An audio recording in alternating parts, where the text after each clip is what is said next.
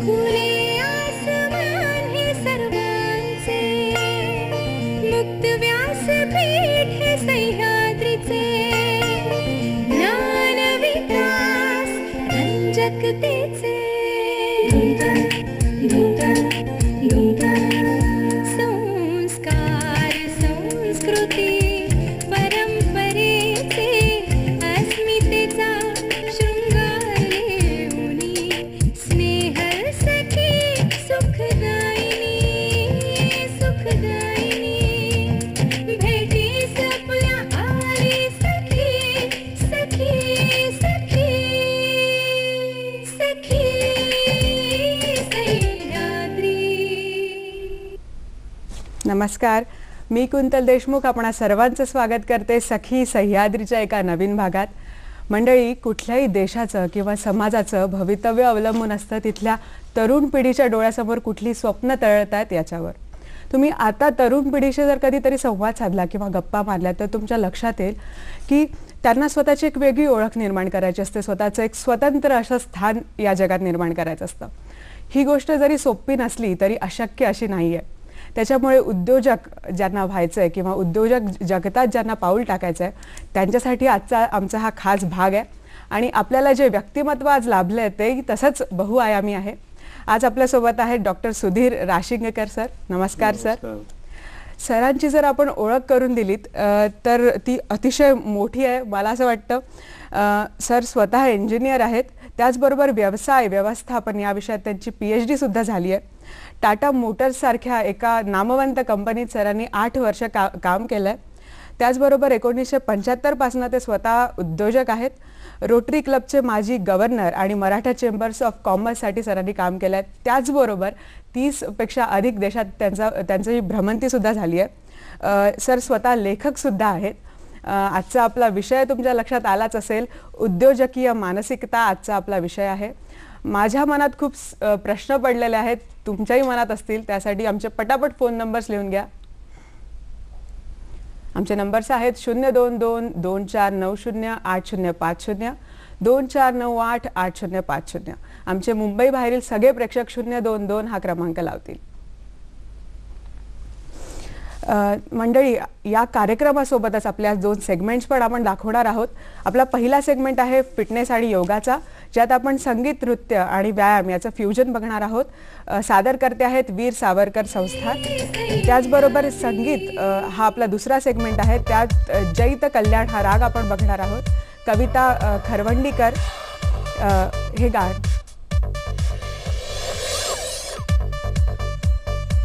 कविता खरवंडीकर यांचं संगीत आज आपण ऐकणार आहोत. मंडळी, आजचा एक दिनविशेष पण या निमित्ताने मला सांगावासा वाटतो. 15 जानेवारी म्हणजे भारतीय लष्कर दिन म्हणून प्रसिद्ध आहे. आज भारत आपला 66वा भारतीय लष्कर दिन साजरा करतोय. या दिवसाचं अजून एक असं महत्त्व आहे की फ्रान्सिस बुचर हे जे भारताचे पहिले कमांडर इन चीफ होते, त्यांचा कार्यभार KM करियप्पा यांनी 1948 साली आपल्या हातात घेतला. आपण आपल्या कार्यक्रमाकडे आज वळूयात आणि त्यासाठी भारतीय सैन्य दिनाच्या निमित्ताने आपण पहिले गाणं ऐकूयात आणि त्यानंतर कार्यक्रमाकडे वळूयात.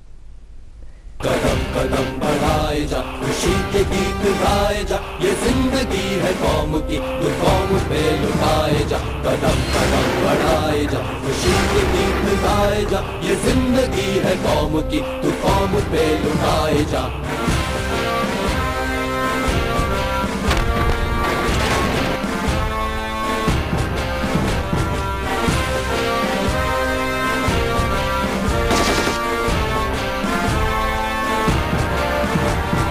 शेर हिंद आगे बढ़, मरने से फिर भी तू न डर. तू शेर हिंद आगे बढ़, मरने से फिर भी तू न डर. तू शेर हिंद आगे बढ़, मरने से फिर भी तू न डर. बुरा के दुश्मनों का सर जोशे बदन बढ़ाए जा. बुरा के दुश्मनों का सर जोशे बदन बढ़ाए जा. कदम कदम बढ़ाए जा, खुशी के गीत गाए जा, ये जिंदगी है कौम की, तू कौम पे लुटाए जा.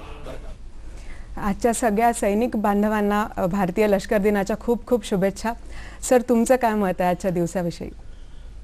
कुंतल, पहिली गोष्ट म्हणजे तुझ्याशी गप्पा गोष्टी करायचा योग मिळाला, मला फार आनंद झाला. Thank you sir. तू एक नवीन तरुण पिढीची प्रतिनिधी आहेस आणि तंत्रज्ञ पण आहेस. मला वाटतं आजचा आपला कार्यक्रम चांगला होईल असं वाटतंय. आजचा जो लष्कर दिन आहे, आपण असे दिवस का साजरे करतो आपण, तर त्यानिमित्ताने त्या गोष्टीमध्ये काय महत्त्व आहे आणि त्याचा आपल्याला काय उपयोग आहे, आपण त्यातून काय शिकायला पाहिजे हे बघण्यासाठी असतं. आपल्या लष्कराची परंपरा ही फार जुनी आहे आणि आपलं लष्कर जे जगामध्ये प्रसिद्ध आहे, माझ्या दृष्टीने 5 गोष्टींसाठी प्रसिद्ध. दुसरी गोष्ट जे समर्पित वृत्ती, ते जे काम हातात घेतात त्याच्यात ते झोकून देतात. मग ते हिमालयात असो, वाळवंटात असो, समुद्रात असो, कुठे असतात ते. तिसरं जे आहे ते आदर दुसऱ्याविषयी दाखवण्याची लष्कराची आपली वृत्ती आहे. म्हणजे आपल्या ज्येष्ठांना आणि कनिष्ठांना दोन्हीकडे आदर ते दाखवतात. चौथा जो आहे तो जाज्वल्य देशाभिमान, देशासाठी काय वाटेल ते करायला ते तयार असतात. आणि 5वी जी आहे ती निष्ठा, आपल्या कामात आणि देशामध्ये आणि समाजामध्ये. वाटतं या 5 गोष्टी आपण जर शिकलो आणि ज्यांना शक्य आहे त्यांनी जर लष्करामध्ये जायचा प्रयत्न केला किंवा लष्करात जे लोक आहेत त्यांच्याशी चांगलं वागलं, त्यांचे चांगले गुण घेतले आणि निवृत्तीनंतर त्यांना आपण जर समाजामध्ये सामावून घेतलं तरी मोठी देशसेवा होईल. आणि त्या दृष्टीनं हे सगळं जाणण्यासाठी म्हणून हे दिवस असतात असं मला वाटतं. बरोबर. आणि मला असं वाटतं प्रत्येक भारतीयाला त्या सैनिकांची, आपल्या लष्कराची थोडीफार कुठेतरी मनात जाणीव असावी, नेहमी असावी आणि ओळखही असावी. बरोबर, ओळखही महत्व त्याचं कळावं हे त्याचं. बरोबर. सर, आपण आपल्या विषयाकडे वळूया. सगळ्यात पहिला प्रश्न मला असा विचारावासा वाटतोय की उद्योजकता आणि उद्योजक म्हणजे नेमका काय, सोप्या शब्दात? वाटतं मला म्हणजे गीतेमधनं प्रत्येक जण निर्णया प्रकारचे अर्थ काढत असतात. उद्योजकांच्या दृष्टीने जो अर्थ आहे मला एका श्लोकात सापडला आणि तो असा आहे की ज्ञानम ज्ञेयम परिज्ञाता त्रिविधा कर्मचोदना आणि करणम कर्म करते ती त्रिविधा कर्मसंग्रहा. 18व्या अध्याय जो आहे मोक्ष संन्यास योग, त्यातला हा 18वा श्लोक आहे. त्यात त्यांनी काय म्हटलंय की उद्योग करण्यासाठी कुठल्याही प्रेरणा लागते. कर्मचोदना म्हणजे प्रेरणा आणि नंतर कर्मसंग्रह म्हणजे प्रत्यक्ष काम किंवा उद्योग. तर प्रेरणा मिळण्यासाठी कुठल्या गोष्टी पाहिजेत, आपल्याला काय करायचं ते ज्ञान पाहिजे. ते ज्ञेय म्हणजे ते ज्ञान मिळवणं हे आहे. मग ते ज्ञान हातात घेतलं की मग कुठं जायचं ते कळतं आपल्याला. आणि हे सगळं जर मिळवणार असतो परिज्ञाता म्हणजे आपल्या दृष्टीनं उद्योजक जाणणारा. या 3 जर गोष्टी एकत्र आल्या म्हणजे काय करायचं त्याचं ज्ञान आणि करायची त्याची पुढची पायऱ्या काय काय असतात ते आणि कोणी करायचं ते, की मग प्रेरणा त्यातनं निर्माण होते, अंतःप्रेरणा निर्माण होते. आणि दुसरा जो भाग आहे तो कर्मसंग्रह म्हणजे प्रत्यक्ष काम करताना कुठल्या गोष्टी होतात. तर करणम म्हणजे विविध साधनं, हत्यारं असतील, मशिनरी असेल ते लागेल. कर्म म्हणजे काय काम करायचं ते आपल्याला माहिती पाहिजे आणि ते आपण केलं पाहिजे. आणि तिसरा जो आहे तो कर्ता म्हणजे उद्योजक, करणारा जो आहे ते. मला वाटतं या एका श्लोकामध्ये उद्योग आणि उद्योजक याचं भगवान श्रीकृष्णाने फार उत्तम आपल्याला एक्सप्लेनेशन दिलं असं मला वाटतं. आणि बऱ्याच आधीच्या काळात हे सगळं श्रीकृष्णांनी सांगितलं, 7,000 वर्षापूर्वी सांगितलं असं म्हणतात. आणि त्यात आणि बरेच श्लोक आहेत, आता आपल्याला वेळ नाही, पण इतरही असे श्लोक उद्योजकांसाठी भरपूर आहेत. पुढे आपला एक विषय आहाराचा आणि योगाचा आहे, त्या संबंधी पण त्यांनी सांगितलेलं आहे त्याच्यात. आणि माझ्या दृष्टीनं उद्योजक कोण, तर आपण असं म्हणतो की all see the things and ask Y, म्हणजे हा दिवा का लागतो आपण विचारतो कसा लागत असेल. पण उद्योजक dreams the thing and ask why not. तो स्वप्न बघतो म्हणतो मग असं का होऊ नये, असं ज्याला वाटतं तो उद्योजक, असं मला थोडक्यात वाटतं. आणि त्याची मानसिकता आपल्याला जाणून घ्यायची आहे. तर माझ्या एक गोष्ट मला आठवते, म्हणजे विनोद आहे थोडा त्यातला, की नील आर्मस्ट्रॉंग जेव्हा चंद्रावरती उतरला 1968 साली, तेव्हा त्याला काय दिसलं तिथं, तर एक सरदारजी तिथं टॅक्सी घेऊन उभा होता. सर साहेब आपल्याला कुठे जायचंय आणि तुमच्या यानाला जर काही प्रॉब्लेम आला तर मला सांगा, मी दुरुस्त करून देईन. एक दाक्षिणात्य होता, त्याचा इडली वडा तिथं तो विकत होता. एक सिंधी माणसाचं कापडाचं दुकान होतं, राजस्थानी दागिन्याचं दुकान होतं, गुजराती माणूस शेअरचं काहीतरी काम करत होता आणि 2 मराठी माणसं होती, त्यांचे 3 पक्ष होते आणि त्यांचं आपापसात भांडण चालू. तर मला वाटतं याच्यातनं त्या समाजाची मानसिकता याची जी उद्योगाची दिसते ती सांगण्यासाठी म्हणून आपण त्यातनं तो विनोद म्हणून घ्यावा. पण आपण हे बघितलं पाहिजे की मानसिकता ही कशी घेता येईल, वाढवता येईल.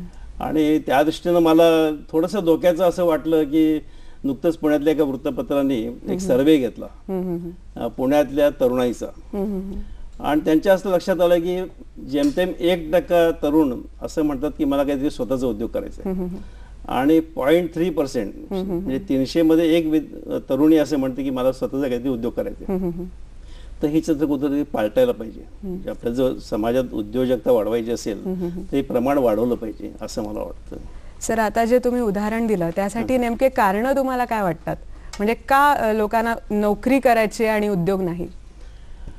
त्या 2-3 गोष्टीचा संबंध येतो. एक गोष्ट, पहिली गोष्ट म्हणजे नोकरीमध्ये तुम्हाला हमखास दर महिन्याला पगार मिळतो, म्हणजे तुम्हाला एक पगाराची शाश्वती असते, उत्पन्नाची शाश्वती असते. दुसरी गोष्ट, उद्योग करताना आत्मविश्वास नसतो, बाबा आपण मी उद्योगात पडलो तर यशस्वी होईल की नाही, आणि मग उद्या कर्ज झालं तर कसं फेडायचं, आणि उद्योगात समजा अपयश आलं तर काय करायचं, हे एक. आणि प्रेरणा लागते त्याच्या पाठीमागे कोणाच तरी. जसं आपण बघितलं की शिवाजी महाराज पुढे स्वराज्य स्थापन केलं, पण त्यांच्या मागे प्रेरणा कोणाची होती त्यांना दिलेली? तर त्यांच्या आईची होती, जिजामातांनी त्यांना लहानपणापासून बिंबवलं त्यांच्यावरती की तुला स्वराज्य स्थापन करायचं, आणि त्यातनं ते झालं. तसं मला वाटतं की ही प्रेरणा देण्याचं काम जे आहे ते दोन प्रकारे करता येतं. एक म्हणजे त्या तो जो तरुण असेल किंवा व्यक्ती असेल, त्याचे नातेवाईक, आई वडील, पालक, हा एक भाग, आणि समाज, या दोघांनी ते करायला लागतं. आणि ते कसं करायचं ते आपण, मला वाटतं, याच्यात बघू. सर, आपण गप्पा कंटिन्यू करूयात, पण आपल्याला पहिला फोन आलाय कार्यक्रमाचा. शेखर छत्रे बोलतात काळा चौकीहून. नमस्कार सर. हॅलो, नमस्कार. नमस्कार सर.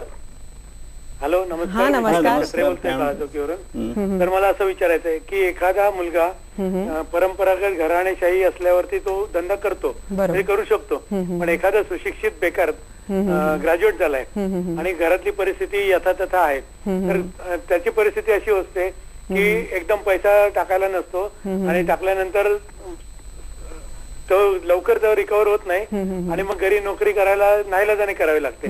अशा वेळेला त्याच्या द्विधा मनस्थितीसाठी आपण काही मार्गदर्शन करावं अशी अपेक्षा आहे. धन्यवाद. धन्यवाद शेखर.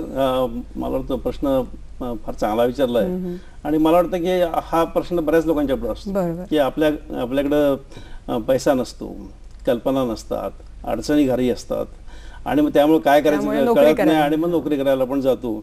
मी पुढं त्याविषयी सांगणार आहे, पण मला वाटतं की जरी अगदी परिस्थितीमुळे नोकरी करायची वेळ आली तरी आपल्या मनामध्ये जर एक अंतःप्रेरणा असेल, आंध्रपणार शब्द जो आहे त्याचं मराठीमध्ये अंतःप्रेरित नर असं आपण म्हणू शकतो.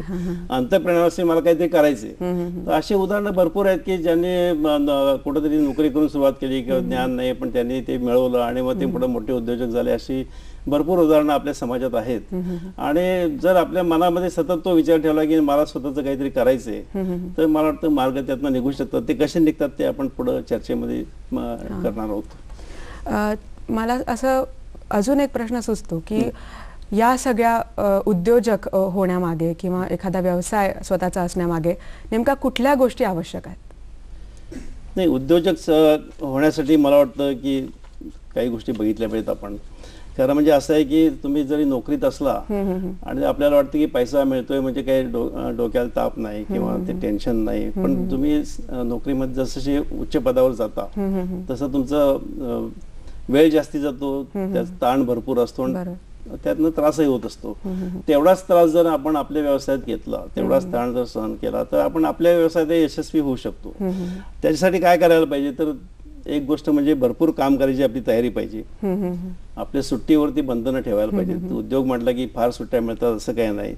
दुसरी गोष्ट, जोखीम घ्यायची आपली तयारी थोडी ठेवली पाहिजे की रिस्क फॅक्टर जो असतो तो आपण ठेवला पाहिजे. धंद्यामध्ये वेळ आणि पैसा हे दोन्ही गुंतवण्याची तयारी पाहिजे. आणि एक लक्षात ठेवलं पाहिजे की उद्योजकता ही कला नाहीये किंवा ते शास्त्र नाही, ते अभ्यासपूर्व विकसित करण्याची गोष्ट आहे.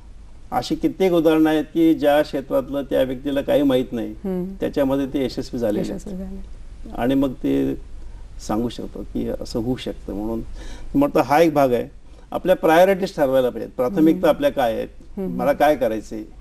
तर आता मी म्हटलं की मला उद्योग करणं ही माझी शेवटची प्रायोरिटी आहे, तर आपलं त्याच्याकडे लक्ष तेवढंच जाईल. पण आपली पहिली प्रायोरिटी ठरवली की मी आता उद्योगाच्या मागे लागणार, तर मग त्या दृष्टीने आपण प्रयत्न करायला लागतो. आणि मग त्याच्यामध्ये विविध भाग जे आहेत, आव्हानं बरीच आहेत, त्याविषयी आपण नंतर बोलू.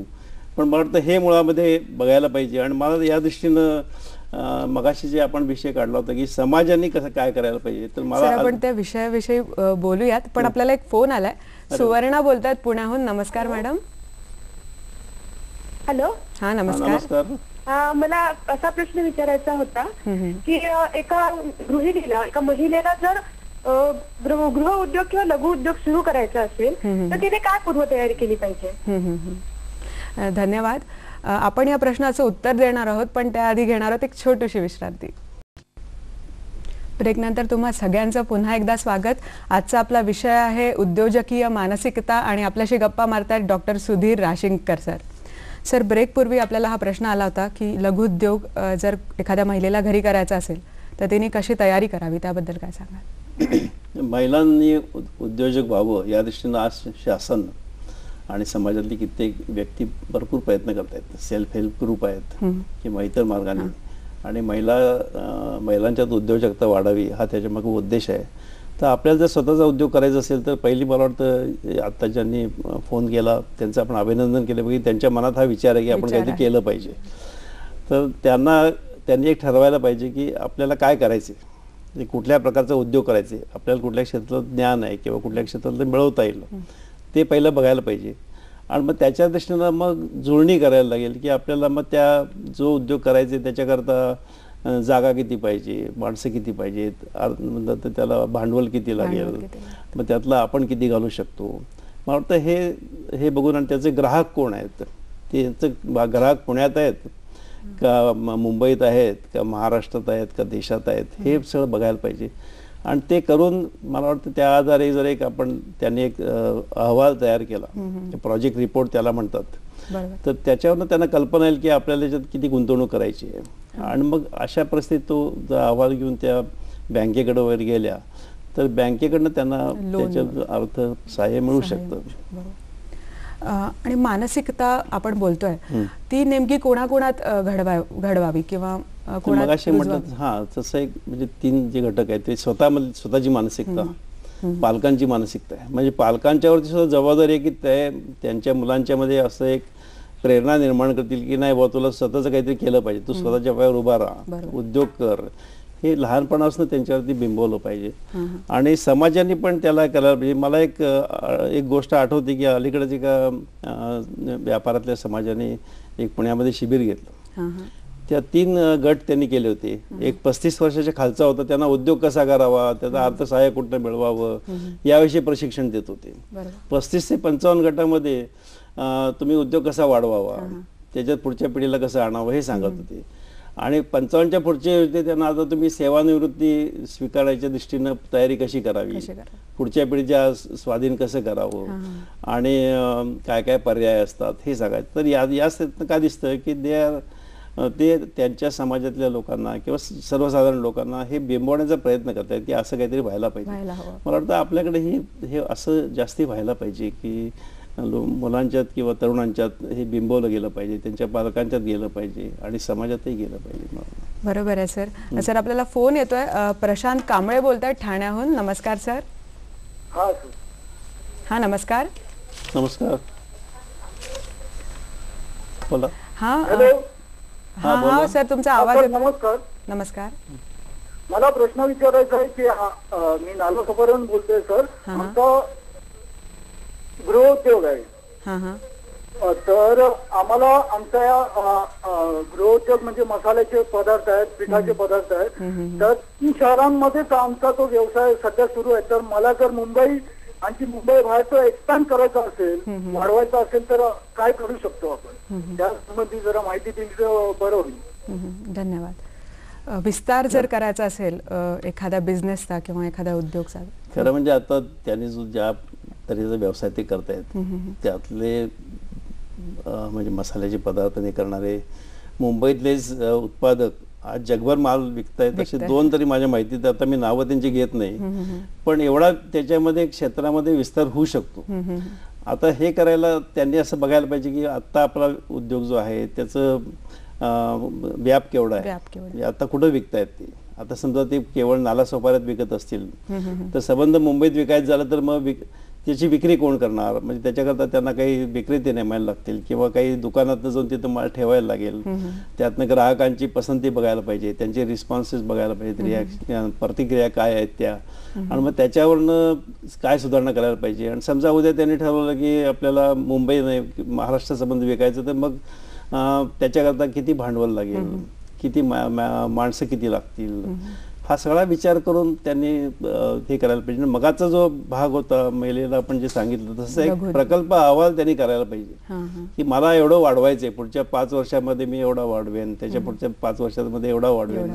असा करून जर त्यांनी जो केला तर त्यांनाच कळेल की आपल्याला काय काय पायऱ्या पुढचे टप्पे गाठायला पाहिजेत ते, आणि काय पूर्वतयारी करायला पाहिजे ते. बरोबर. सर, ही मानसिकता घडवायला म्हणजे आता त्या सरांनी एक प्रश्न विचारला होता गृह उद्योग, त्याआधी आपल्याला लघु उद्योग, तर नेमकी कुठल्या कुठल्या पायऱ्या आहेत आणि कशी घडवावी? उद्योजक ही मानसिकता घडवताना माझ्या मते मला एक नुकतेच मी हे वाचलं की उद्योजकाची जी मानसिकता घडवायची असेल तर एक फॅक्टरी असं म्हटलं तर त्याचं हेड म्हणजे आईस फॅक्टरी पाहिजे. म्हणजे डोकं नेहमी शांत ठेवायला पाहिजे, कारण रोजच्या ह्याच्यात बरेच प्रश्न निर्माण होतात, समस्या होतात, भांडण तंटा होतं, काय होतं, पण त्याचं डोकं शांत पाहिजे. म्हणजे head should be ice factory, mouth should be sugar factory. तोंड गोड पाहिजे, म्हणजे बोलणं आपलं गोड पाहिजे.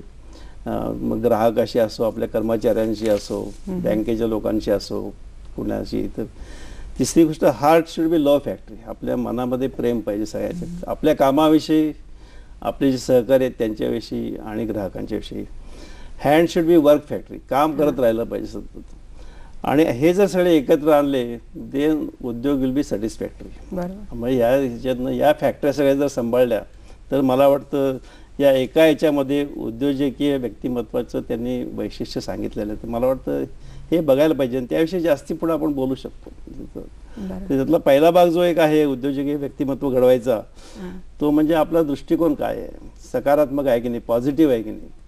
मी जर बँकेकडे गेलो त्याने विचारलं की बुवा तुम्ही उद्योगात यशस्वी होणार का, आणि मी चाचपडलं कदाचित नाही, तर ते म्हणतील मग तुम्हाला लोन कदाचित मिळेल, कदाचित मिळणार नाही. पण मी म्हटलं सकारात्मक आहे आणि नाही निश्चित मी यशस्वी होईन, तर ते 5 लाखाच्या ठिकाणी 10 लाख सुद्धा लोन देऊ शकतील. तर हा एक बघायला पाहिजे. आपला पोशाख व्यावसायिक पाहिजे, प्रोफेशनल पाहिजे, की आपण व्यवसायात जाताना आपला पोशाख चांगला पाहिजे, दाढी वगैरे केली पाहिजे, राखली तर ती चांगली ठेवली पाहिजे, पादत्राणं चांगली पाहिजेत, हा सगळा भाग त्याच्यामध्ये येतो. तिसरी गोष्ट, आपण जे काम करतो त्याच्या नोंदी ठेवायला पाहिजेत, हिशोब ठेवायला पाहिजेत, सरकारचे काय नियम अटी असतील त्या सांभाळायला पाहिजेत. प्रत्येक गोष्टीत लिडरशिप द्यायची तयारी पाहिजे, नेतृत्व द्यायची तयारी आपल्याला पाहिजे. कारण आपले जे कर्मचारी असतात, तुमचा उद्योग जर असेल तर तुमच्याकडे एक नेता म्हणून बघतात आणि त्यांना त्याचं नेतृत्व आपल्याला देता आलं पाहिजे. आणि जर आपण देऊ शकत नसतो तर ते कुठून मिळवून देता येईल हे बघता आलं पाहिजे. आपल्या ग्राहकांची जास्तीत जास्त माहिती मिळवली पाहिजे, त्यांच्या प्रतिक्रिया काय आहेत, त्यांच्या अडचणी काय आहेत, तुमच्या प्रॉडक्टविषयी किंवा उत्पादनाविषयी त्यांचं मत काय आहे, त्यातनं काही सुधारणा करता येते का हे बघायला पाहिजे. नंतर आपण लवकर येऊन उशिरा घरी जायला पाहिजे, म्हणजे सर्वात जास्त काम आपण करायला पाहिजे. हा एक भाग आहे त्यातला. हा व्यक्तिमत्वाचे हे सगळे पहिले व्यक्तिमत्व म्हणजे केवळ मी दिसतो कसा हे, याच्यावरती माझी उंची किती आहे किंवा रंग कुठला आहे याच्यावरती व्यक्तिमत्व नसतं. तर व्यक्तीचं व्यक्तिमत्व हे त्याच्या या सगळ्या पैलूतनं असं पुढे येत असतं.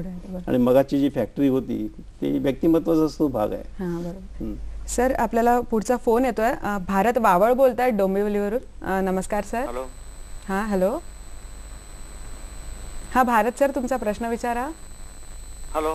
हां, हॅलो. हां, बोला. नमस्कार मॅडम. नमस्कार. आज मी सखी सह्याद्रीच्या माध्यमातून भारतीय लष्कर दिनानिमित्त आपण हार्दिक शुभेच्छा देतो तुम्हाला. डॉक्टर सुधीर राशनकर, आपण उद्योजकता मानसिकता यावर खूपच चांगलं मार्गदर्शन आम्हाला करत आहात, त्याबद्दल धन्यवाद. सर, माझा प्रश्न असा आहे की आपणास एक यशस्वी उद्योजक बनायचं आहे, तर आपल्यामध्ये कोणत्या विशिष्ट गुणांची आवश्यकता असणं जरूर आहे, आणि आपणास एखादा उद्योग सुरू करायचा असेल तर आपण आर्थिक नियोजनाची बाजू कशी सांभाळावी? धन्यवाद. हा आपल्या कार्यक्रमात पुढचा प्रश्न होताच. सर, काय सांगाल तुम्ही? आर्थिक नियोजनाविषयी त्यांनी जे सांगितलं तर असं आपण बघितलं पाहिजे की समजा मी उद्या 1 लाख रुपयाचा माल विकला, तर त्यांनी असं बघितलं की 1 लाख रुपयातले माझे पैसे किती, हे पहिलं प्लॅनिंग करायला पाहिजे. काय होतं 1 लाख रुपयामध्ये सगळे पैसे 1 लाख रुपये त्या उद्योजकाचे नसतात. बरोबर. त्याला कच्चा माल घ्यायला लागतो, त्याला कामगारांचे पगार द्यायला लागतात, नंतर त्याला टॅक्सेस कर द्यायला लागतात, नंतर त्याला काय जागेचं भाडं द्यायचं असेल किंवा काही जागेवरती खर्च करायचा असेल, वीज आहे, पाणी आहे आणि इतर बऱ्याच गोष्टी असतात. हे सगळं जाऊन कदाचित 1 लाखामधले 5 किंवा 10,000च त्याचे असतात. आणि जर त्याने 1 लाख रुपये आल्याबरोबर लगेच असं म्हटलं मला 1 लाख रुपये आले, मी माझ्या वैयक्तिक कामासाठी खर्च करू, तर ते कदाचित तो अडचणीत येईल. त्याने असं बघितलं पाहिजे यातले माझे पैसे फक्त काय 5 किंवा 10,000 रुपये आहेत, त्यात मी भागवलं पाहिजे. आणि बऱ्याच वेळा उद्योजक जे अपयशी होतात किंवा हे होत नाहीत ते हे पैशाचं गणित ते न पाळल्यामुळं ते होतात. किंवा दुसरी गोष्ट कर जे देय सरकारला असतात ते बऱ्याच वेळा ते देत नाहीत किंवा ते पेंडिंग बाजूला ठेवून देतात. तर ही जर पथ्य पाळली किंवा जे तुम्ही ज्यांची देणी आहेत, तुमच्या कच्च्या मालाचं देणं आहेत, ज्यांच्याकडनं घेतले त्यांना पैसे द्यायचे असतील, हे जर वेळच्या वेळी भागवले नाहीत तर मग अडचणी येतात आणि मग सगळा जो त्याचं जे बॅलन्स किंवा जे समतोल असतो तो बिघडतो. मला वाटतं आर्थिक व्यवस्था बघणं हे फार महत्त्वाचं असतं उद्योगामध्ये. सर, तुम्ही आता जे उदाहरण दिलं की आईस फॅक्टरी आपलं डोकं असायला पाहिजे, शांत असायला हवं, आणि मला असं वाटतं योगाभ्यासासारखं त्याला दुसरा मार्ग नाही. शरीर स्वास्थ्य आणि योगाभ्यासावरचा आपण पुढचा आपला सेगमेंट बघूयात, ज्याच्यात संगीत, नृत्य आणि व्यायाम याचं फ्युजन आपल्याला दाखवत आहेत.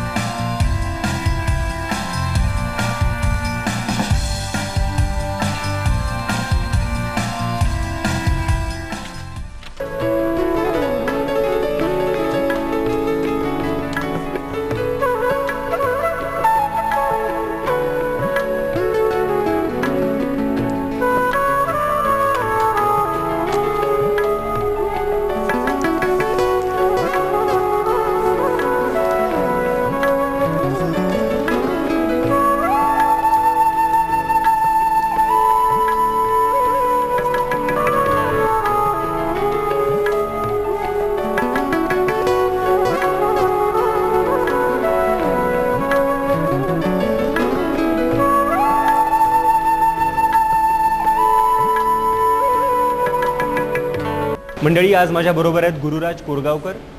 नृत्य आणि व्यायाम या फ्युजन कलेचं त्यांनी कौशल्य हस्तगत केलेलं आहे. मी आज त्यांना असा प्रश्न विचारणार आहे की नृत्य आणि व्यायाम यांच्या फ्युजनद्वारे शरीरावर आणि मनावर कोणत्या प्रकारे परिणाम होतात आणि या एक्सरसाइजचं वैशिष्ट्य काय आणि त्याचे फायदे कोणते आहेत. सर नमस्कार.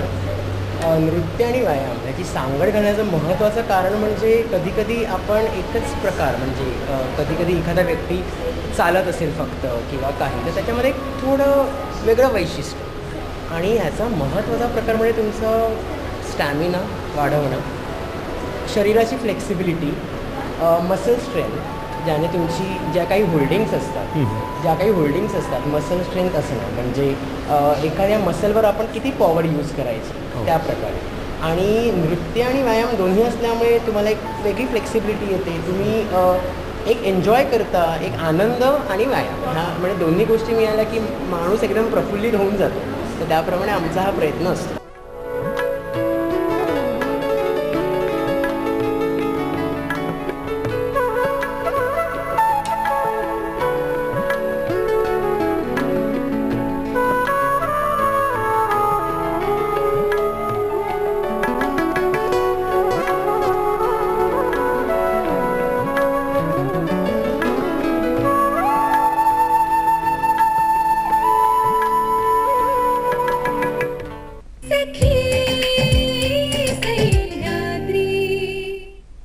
मला असं वाटतं उद्योजकांना शांत राहण्यासाठी योगा आणि शरीर स्वास्थ्याची खरंच खूप गरज आहे. सर, मला पुढचा प्रश्न असा विचारावासा वाटतोय की या सगळ्यात आपण म्हणतो की रिस्क फॅक्टर आहे, पेशन्स खूप लागतो, या सगळ्या गोष्टीत अजून कुठली आव्हाने उद्योजकाला सामोरे जावं लागतं? वाटतं उद्योजकाला 4-5 प्रकारची आव्हानांना सामोरं जायला. पहिली गोष्ट म्हणजे आर्थिक बळ बघायला लागतं. आपल्याकडे किती पैसा आहे आणि आपण किती उभा करू शकतो हे बघायला लागतं. नंतर मनुष्यबळ जे आहे, मॅनपॉवर, त्याचा विचार करायला लागतो की बा आपल्या उद्योगाला किती माणसं लागतील. मगाचा जो प्रश्न होता की मला बाबा माझ्या मसाल्याच्या उद्योगाचा व्याप वाढवायचा, मला किती माणसं लागणार ते जास्ती, ते बघायला पाहिजे. तिसरी गोष्ट आपण नेटवर्किंग किंवा ज्याला म्हणतात की जाळं विणणं आहे, संपर्क जाळं विणणं आहे, हे बघायला लागतं उद्योजकाला. की मग त्याचे ग्राहक असतील, त्याचे पुरवठादार असतील, त्याचे आर्थिक सल्लागार असतील, नंतर बँका असतील, हे सगळं बघायला लागतं नेटवर्किंग त्याचं. नंतर संबंध याच्यामध्ये एक वेळेचं सूत्र पाळायला लागतं. आपल्या प्रत्येक गोष्ट वेळेत व्हायला पाहिजे आणि दर्जाचं सूत्र पाळायला दर्जेदार ती व्हायला पाहिजे आणि वेळेत ग्राहकाला मिळायला पाहिजे. या दृष्टीनं उद्योगामध्ये आपल्या बघायला लागतं आणि याचा विचार उद्योजकाला करणं आवश्यक असतं. मला वाटतं ही आव्हानं थोडी असतात आणि जसजसा वेळ जाईल तसतसं त्या आव्हानं पेलायची त्याची ताकद ही निर्माण होत जाते त्याच्यात आणि त्याच्याकरता फक्त नेटाने त्याच्यात उभं राहायला लागतं. मला म्हणून एक फार चांगला गोष्ट आठवली नेटाने उभं राहण्यासाठी म्हणून, की एका कवीची गोष्ट आहे. एक नवकवी होता, त्याच्या मनात मला रवींद्रनाथ टागोर सारखं कोणतरी व्हावं अशी इच्छा होती. पण तो एका दुसऱ्या प्रतितेश कवीकडे गेला आणि त्याला म्हणाला, give me a theme and I will do my part. म्हणजे तुम्ही मला सांगा मी काय करायला पाहिजे, मी मग माझं काम मी करतो. तर त्यात एक कवी म्हणाले, you don't need a theme, you need a heart. म्हणजे तुमच्याकडे थीम तुमच्याकडे येऊ शकतं, तुम्हाला काय करायचं ते कळू शकतं, पहिलं तुमचं हृदय त्यात किंवा मन तन आपलं ओतलं पाहिजे. तर मला वाटतं जे त्या कवीला जे लागू आहे तेच उद्योजकालाही लागू आहे.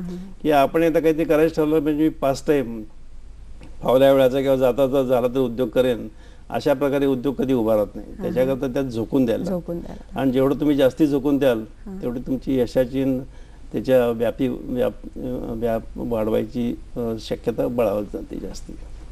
आणि सर उद्योग एखादा सुरू करायच्या आधी पहिली पायरी म्हणजे एखादी आयडिया किंवा एखादं काहीतरी आपल्याला सुचलं पाहिजे की या विषयी मी उद्योग करेन.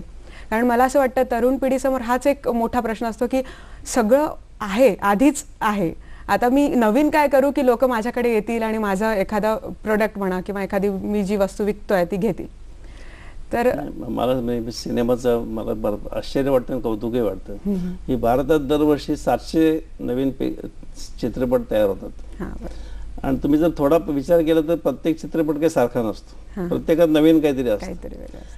तीच गोष्ट इतर क्षेत्राची आहे की प्रत्येकात काहीतरी नवीन प्रगती होत असते, नवीन शोध लागतात, त्याच्यावरती होतात. आपण आता बघितलं असेल साधं संपर्क जाळाचं असेल तर 25 वर्षापूर्वी साधा टेलिफोन होता आणि आज आपण मोबाईलवरती करू शकतो. हे कशामुळे झालं तरी कोणीतरी त्याच्यात डोकं घातलं. आणि मगाचा जो प्रश्न होता की some dream the things and ask why not, मग पहिला फोन जो होता त्यात आणि मोबाईलमध्ये जो फरक आला ते कोणीतरी स्वप्न बघितली म्हणून आला. तर हे बघायला पाहिजे आणि याला भरपूर स्कोप आहे अजूनही. आपल्या देशामध्ये जर बघितलं तर अजून भरपूर करता येण्यासारखं क्षेत्र आहेत आणि फक्त झोकून द्यायला पाहिजे. मला आठवतं म्हणजे आपल्या माजी राष्ट्रपती जे होते डॉक्टर अब्दुल कलाम, त्यांचं एक पुस्तक आहे विजन 2020. म्हणजे 2020 साली देशामध्ये काय काय असेल आणि कुठली कुठली क्षेत्र असतील. तर त्यांनी जवळजवळ एक 15-20 क्षेत्रातली 100-200 तरी मला वाटतं सांगितलं असेल की यात उद्योग होऊ शकतो. तर त्यांचं एक विजन आहे. तसं आपण जर थोडा विचार केला, आपण समाजात हिंडताना बघितलं तर रोज नवीन नवीन उद्योग येत असतात. त्याचा अर्थ कुणीतरी तो विचार केलाय, तर आपण असंच बघत राहिलं पाहिजे. सर आपल्याला पुढचा फोन आलाय. डॉक्टर श्रीकृष्ण पाडगावकर बोलतायत. नमस्कार सर. हॅलो. हॅलो नमस्कार. हॅलो. हा नमस्कार. हॅलो. हॅलो सर तुमचा आवाज. नमस्कार मॅडम. माझे 2 प्रश्न आहेत. पहिला प्रश्न असा आहे की आजकाल उत्तम उद्योग चांगला चालण्यासाठी आपले सहकारी आहेत किंवा आपले काम करणारे जे सहकारी आहेत तर ते प्रामाणिकपणानं किंवा झोकून देऊन काम करणारे असे मिळत नाहीत. उद्योग सुरू करायचा म्हणजे एक चांगली टीम असणं आवश्यक असतं असं म्हटलं जातं, पण त्या टीमला मदत करणारे चांगले सहकारी मिळत नाहीत किंवा मिळणं फार कठीण होत चाललेलं आहे. तर या बाबतीत आपलं मत काय आणि या बाबतीत आपण काय सुचवाल? दुसरा प्रश्न असा आहे की बऱ्याच वेळेला असं म्हटलं जातं की जेव्हा उद्योग एखादा चालू करायचा तेव्हा बऱ्याच वेळेला काही शासनाची जी कागदपत्र आहेत ती सँक्शन करून घेण्यासाठी बऱ्याच वेळेला भ्रष्टाचार पण करायला लागतो आपल्याला, आपल्या मनात नसताना सुद्धा, नाहीतर तो कागद लवकर आपल्याला मिळत नाही. तर या बाबतीत आपण काय सुचवाल? आणि हल्ली उद्योग करणं हे फार अवघड होत चाललेलं आहे, या बाबतीत आपण काय सुचवाल? आणि आज सेना दिन आहे, याबद्दल सर्व जवानांना हार्दिक शुभेच्छा. धन्यवाद. धन्यवाद सर. सर काय सांगाल? पहिला प्रश्न त्यांनी विचारलाय की उत्तम टीम आपल्याला मिळते असं नाही, त्याविषयी काय सांगाल? त्याचं काय तर त्याचं तुम्ही उद्योजक हा टीम लिडर आहे हां, किंवा तो नेता आहे, तो जसं संघ प्रमुख तो असेल नेता, तो आपले सहकार्यांना कसं उत्तेजित करतो, प्रेरित करतो आणि सगळ्यांना एकत्र कसं ठेवतो, हे त्याचं कौशल्य आहे. उद्योजकाच्या कामाचा तो एक भाग आहे की आपला संच निर्माण करणं आणि तो टिकवणं किंवा त्यांना कामासाठी प्रेरणा देणं आणि प्रसंगी त्यांना त्यांच्या पाठीवर थाप मारून त्यांना शाबासकी देणं आणि त्याचबरोबर त्यांना आर्थिक स्थैर्य कसं लाभेल हे बघणं, हे सगळे उद्योजकाला बघायला पाहिजे. आणि जो तो करण्यामध्ये यशस्वी होतो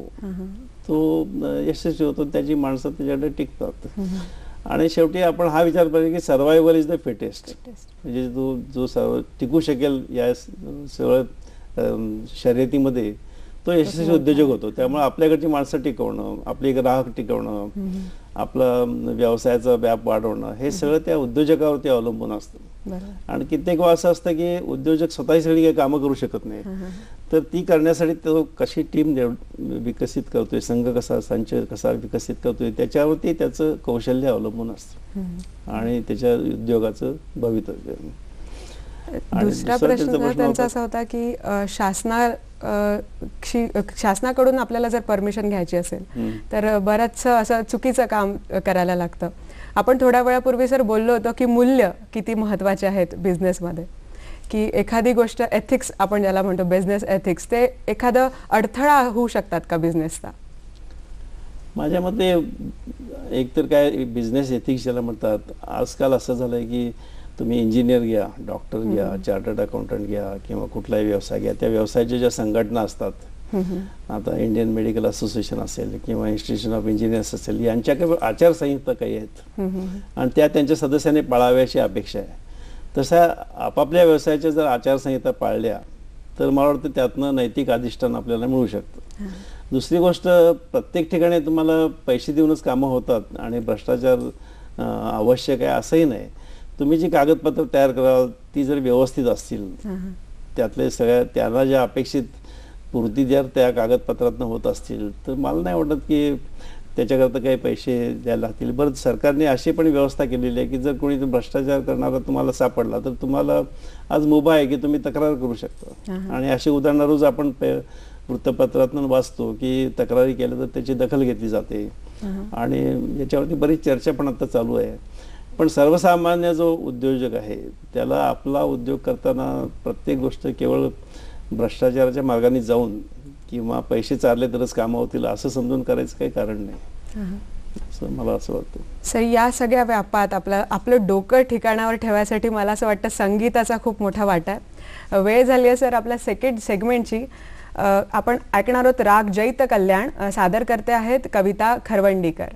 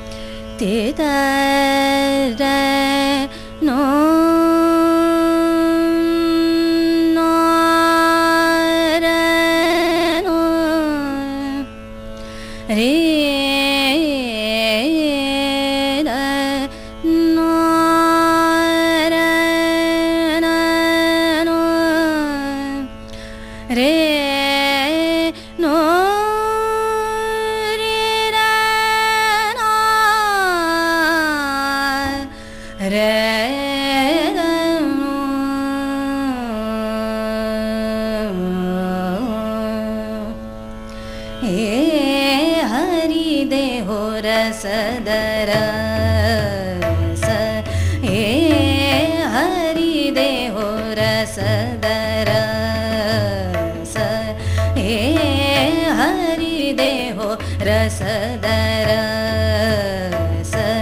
नैना रहे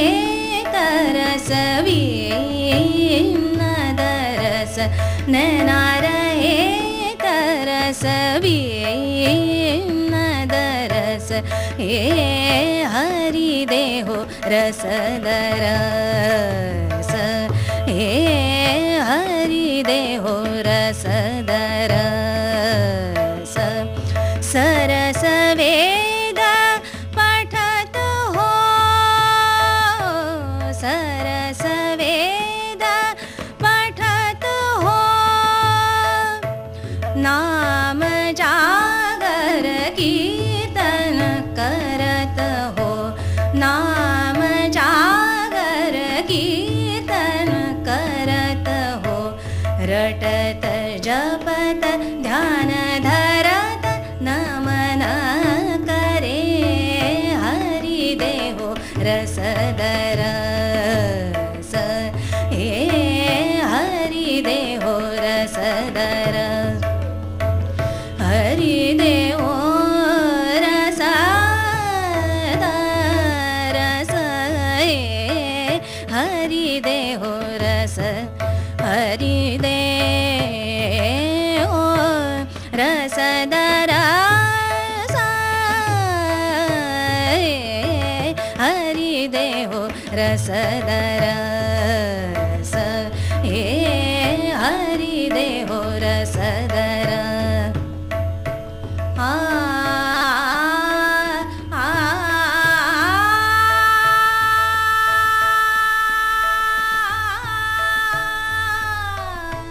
सरस वेद पठत हो नाम जागर कीर्तन करत हो रटत जपत ध्यान धरत नमन करे हरि देहो रसदरस हे हरि देहो वा, या छान गाण्यानंतर आपण घेऊयात एक छोटीशी विश्रांती आणि परत आपल्या विषयाकडे वळूयात.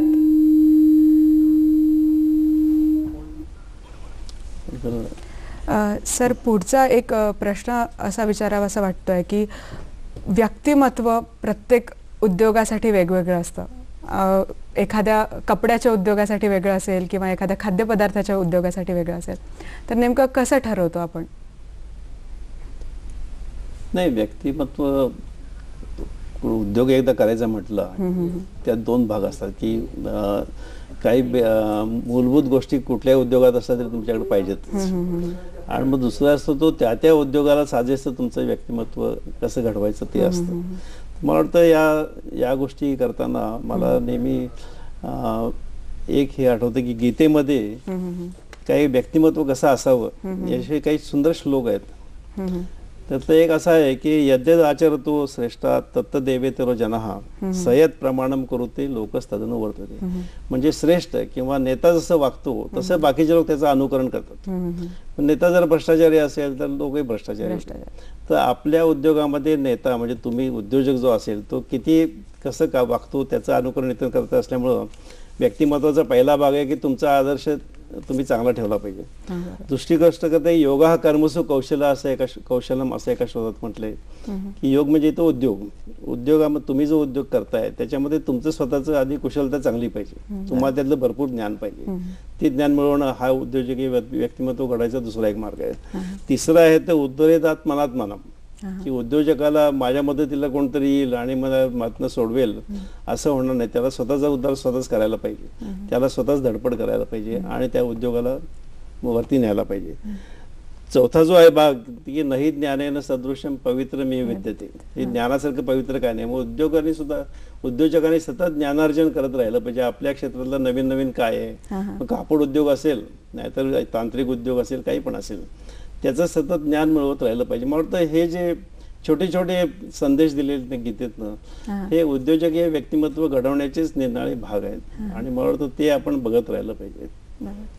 सर, आपण आपल्या गप्पा पुढे चालू ठेवूयात, पण वेळ झाली एका छोट्याशा विश्रांतीची. एका क्षणभर विश्रांतीनंतर पुन्हा एकदा भेटूयात. ब्रेकनंतर सगळ्यांचं पुन्हा एकदा स्वागत. उद्योजकीय मानसिकता हा आजचा आपला विषय आहे आणि आपल्याशी गप्पा मारतात डॉक्टर सुधीर राशिंगकर सर. सर, आपण व्यक्तिमत्वाविषयी बोलत होतो, उद्योजकीय व्यक्तिमत्व.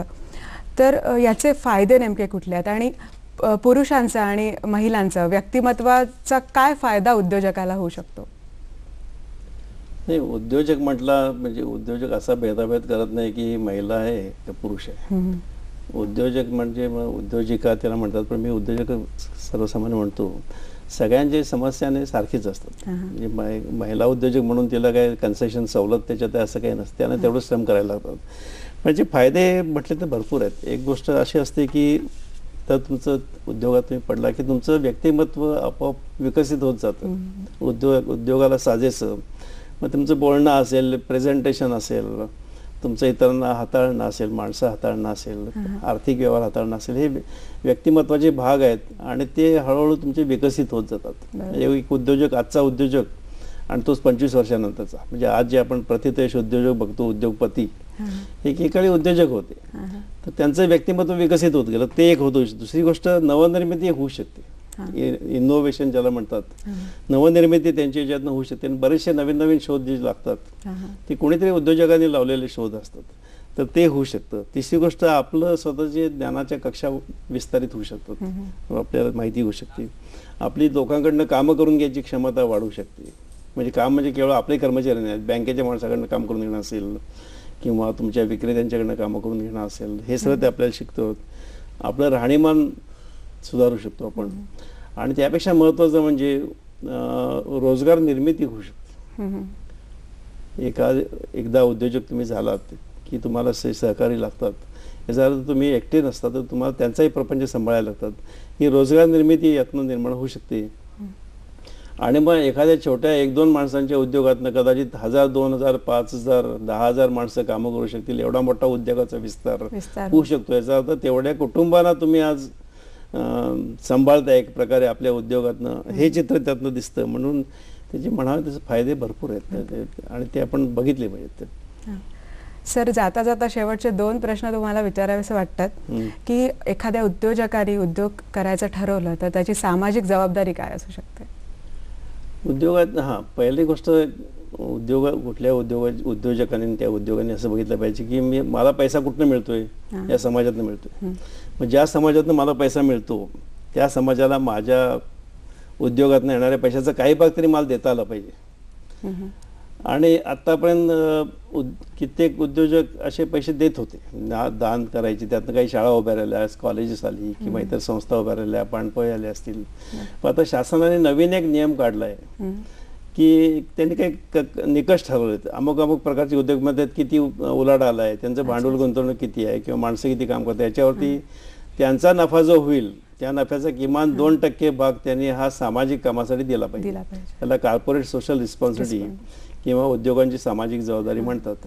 आणि हा नियम आल्यामुळं आज अशी परिस्थिती आली की त्यामुळे आज नवीन पैसा सामाजिक कामासाठी, आपल्याकडे सामाजिक गरजा भरपूर आहेत आणि शासनाने त्याकरता एक 10 ते 15 क्षेत्र निवडलीत की या क्षेत्रामध्ये तुम्ही पैसे खर्च केले पाहिजेत आणि ते स्वतः केले पाहिजेत. नुसते पैसे कोणाला तरी दिले काम झालं असं नाही, तर ते व्यवस्थित जातील की नाही बघायला पाहिजे. तर कॉर्पोरेट सोशल रिस्पॉन्सिबिलिटी हा एक नवीन भाग आपल्या उद्योगामध्ये आलेला आहे आणि तो एक मला चांगला उपक्रम शासनाने आणलेला आहे आणि त्याचे फायदे आपल्याला दिसतील. हा एक भाग आहे. सर, शेवटचा एक प्रश्न असा की ग्रामीण भागात ज्यांना उद्योजक व्हायचं आहे, त्या भागात एखादा उद्योग करायचा आहे, तर त्यांनी कशी पावले टाकायला हवीत? ग्रामीण भागामध्ये उद्योग करायचा असेल तर पहिली गोष्ट त्यांनी पाहिलं पाहिजे की आपण ज्या ग्रामीण भागात आहोत त्या भागामध्ये कुठल्या प्रकारचा उद्योग उभा राहू शकतो. आता जसे ॲग्रो उत्पादनं किंवा शेतीप्रधान जी उद्योग आहेत, त्या उत्पादनाची प्रक्रिया करणारे, त्यांची विक्री करणारे, त्या मालाचे करणारे, ह्या प्रकारचे उद्योग पुढे येत आहेत की त्याला शासनही भरपूर मदत करते. नंतर ग्रामीण भागात इतर बऱ्याच प्रकारचे उद्योग होऊ शकतात. काही पर्यटन स्थळं निर्माण होऊ शकतात, काही तुम्हाला करमणुकीची साधनं निर्माण होऊ शकतात. नंतर शेतीमाल जो आपण दुसरीकडे नेतो तो तिथंच त्याच्यावरती प्रक्रिया करून नवीन उत्पादन चालू करू शकतो. तर आपल्या एरियात, आपल्या क्षेत्रामध्ये आपण जिथं आहोत ज्या ग्रामीण भागात, तिथं कुठल्या प्रकारचा उद्योग चालू शकेल हे बघायला पाहिजे. असा कुठला चालू शकेल हे सांगणारी यंत्रणा, सल्ला देणारी सुद्धा शासकीय आहे, त्यानंतर त्यांनी सल्ला घ्यायला पाहिजे. म्हणजे विशेषतः MCED म्हणून आहे, Maharashtra council for entrepreneurship development, त्यांच्याकडे असे रिपोर्ट्स तयार असतात, ते त्यांनी बघायला पाहिजेत. आणि तसं केलं तर भरपूर त्यात निर्माण होऊ शकतात. आणि एका उद्योगात कॉन्सन्ट्रेशन न करता एक दोन उद्योग आपण असे वेगवेगळे पण काढू शकतो असं मला वाटतं. म्हणजे उद्योगाचे दोन भाग असतात, एक तर व्हर्टिकल किंवा हॉरिझॉन्टल. व्हर्टिकल म्हणजे आहे त्याच उद्योगात वरती जाणं, आणि हॉरिझॉन्टल उद्योग म्हणजे तुम्ही एकाच वेळेला एकच क्षेत्र न करता 2-4 क्षेत्रामध्ये जाणं. आज बघितलं असं काही उद्योग असे आहेत की जे विविध क्षेत्रामध्ये त्यांची कामं आहेत. टाटा आता घेतलं तर केवळ ते वीज निर्माण करणं एवढंच त्यांचं काम नाही, ते लोखंडे निर्माण करतात, ते मोबाईलचे काम करतात, भरपूर काम करतात. तर आपण त्यातही विस्तार करू शकतो. मला तुला एक प्रश्न विचारायचा आहे की आता तू इंजिनियर आहेस आणि MBA पण करतेस, तुझं पुढं काय विचार आहे किंवा तुझ्या बरोबरची काय विचार करतायत आता? सर, म्हणूनच तुम्हाला इतके प्रश्न विचारले कारण माझी स्वतःची पण इच्छा आहे की मला पण एक उद्योजक व्हायचं आहे पुढे जाऊन. आणि मला असं वाटतं की जितका सर्वे किंवा माझ्या मित्रमैत्रिणींना मी जितकी भेटली आहे सगळ्यांना 2-3 वर्षानंतर तरी उद्योजक व्हायचंच असतं, कारण कोणालाही एखाद्याच्या हाताखाली काम करायला कधीच आवडत नाही. तर तेच माझं मत आहे सर. अरे वा, पहिली गोष्ट तुझ्या शुभेच्छा. धन्यवाद. आणि पर्सेंटेज वाढलं पाहिजे. आणि आता जी म्हणालीस की 2-3 वर्षांनी करावं, तर त्याच्याकरता 1-2 चांगले शेअर मला माहिती आहे, ते मी जस्ट सांगतो. पहिली गोष्ट आपली बऱ्याच लोकांची प्रवृत्ती काय असते, तर आज करे सो कल कर, कल करे सो परसो, इतनी जल्दी क्या है बंदे, जीना है बरसो. काम शक्यतो पुढे ढकलायचं. पण ज्याला उद्योग करायचे त्यांनी काय बघायला पाहिजे, तर कल करे सो आज कर, आज करे सो अब, पल में परलय होगा भाई, बहुरी करेगा कब. उद्याचे काम करायचे ते आज कर, मध्ये काय वेळ सांगता येत नाही आणि बरीच कामं करायची राहून जातील. तर मला वाटतं ज्याला उद्योगात पडायचे त्यांनी मी 5 वर्षांनी बघेन, 10 वर्षांनी बघेन असा विचार न करता शक्यतो लवकर कसं त्यात जाता येईल. सर, या विषयावर बोलण्यासारखं खूप आहे पण आपला जो वेळ फार कमी आहे. मंडळी, मला असं वाटतं उद्देश जर स्वच्छ असेल आणि विचार सकारात्मक असतील तर यशाचं फळ हे आपल्याला लवकरात लवकर चाखायला मिळतं.